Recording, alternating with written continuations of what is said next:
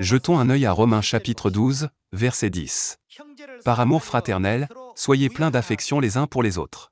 Après l'amour fraternel, que devons-nous faire? Il est écrit que nous devons nous honorer les uns les autres. Que devons-nous faire pour nous honorer les uns les autres? Lorsque nous sommes dans une position élevée, pouvons-nous nous honorer les uns les autres? Théoriquement, tout le monde sait comment s'honorer les uns les autres. Cependant, il est écrit que la foi sans les œuvres est morte. Peu importe à quel point nous le savons, si nous ne la mettons pas en pratique, c'est une foi morte. Gravons une fois de plus cela dans notre cœur afin de pouvoir mettre en pratique l'amour fraternel. Ayons l'amour envers nos frères et sœurs. Par honneur, usez de prévenance réciproque. Comment devons-nous nous honorer les uns les autres? Devrions-nous attendre que les autres le fassent? Frères et sœurs, même aujourd'hui, combien il est joyeux de saluer en premier. Vous pouvez également recevoir de nombreuses bénédictions. Bonjour. C'est un plaisir de vous voir. Lorsque nous disons « c'est un plaisir de vous voir », y a-t-il quelqu'un qui se sente mal? C'est pourquoi il est écrit ici que nous devons nous honorer les uns les autres au lieu d'attendre que les autres le fassent. Ayez du zèle, et non de la paresse. Soyez fervents d'esprit. Servez le Seigneur. Réjouissez-vous en espérance. Soyez patients dans l'affliction. Persévérez dans la prière. Pourvoyez aux besoins des saints. Exercez l'hospitalité. Bénissez ceux qui vous persécutent, bénissez et ne maudissez pas. Réjouissez-vous avec ceux qui se réjouissent, pleurez avec ceux qui pleurent. Nous ne devons jamais oublier que tous les enseignements écrits dans la Bible contiennent la ferme volonté de Dieu de nous enseigner, à nous qui vivons en cette époque. Ayez les mêmes sentiments les uns envers les autres. N'aspirez pas à ce qui est élevé.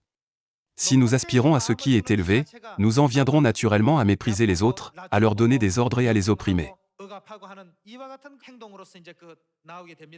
Cependant, si nous n'aspirons pas à ce qui est élevé, de telles actions ne seront jamais faites. N'aspirez pas à ce qui est élevé, mais laissez-vous attirer par ce qui est humble. Ne soyez point sages à vos propres yeux. Ne rendez à personne le mal pour le mal. Recherchez ce qui est bien devant tous les hommes. S'il est possible, autant que cela dépend de vous, soyez en paix avec tous les hommes. Ne vous vengez point vous-même, bien-aimés. Même s'il y a quelque chose qui vous contrarie, vous dérange, ou même si quelqu'un vous fait du mal, évitez simplement la situation. Ne vous vengez point vous-même, bien-aimés, mais laissez agir la colère. Cela veut dire, remettez toute justice à Dieu. Car il est écrit, « À moi la vengeance, à moi la rétribution, dit le Seigneur. » Mais si ton ennemi a faim, que devons-nous faire? Donne-lui à manger, s'il a soif, donne-lui à boire. L'ennemi mentionné ici ne désigne pas Satan. Il y a des moments où nous devenons fâchés et en colère les uns contre les autres. Cela peut arriver parfois. Même si quelqu'un nous fait du mal, s'il a faim, que devons-nous faire? Nous ne devons pas le traiter avec un esprit méchant en pensant « c'est bien fait pour toi. Tu as été très méchante avec moi.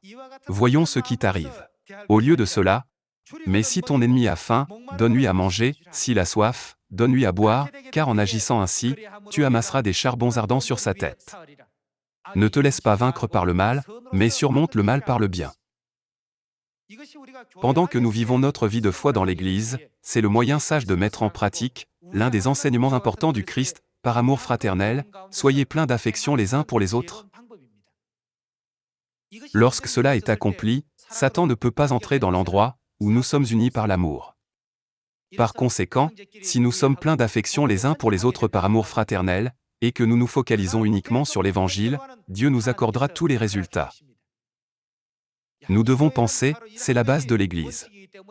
Si nous n'avons pas l'amour, nous ne pouvons pas entrer dans le royaume de Dieu. Nous devons apprendre à aimer. De cette manière, nous devons donner un bon exemple d'amour aux membres qui viendront plus tard. Faisons déborder l'Église de Dieu d'amour, afin que nous puissions être amenés dans le royaume éternel du Fils bien-aimé. Je crois que c'est le motif et le dessein les plus fondamentaux de Dieu, pour établir cette Église sur la terre.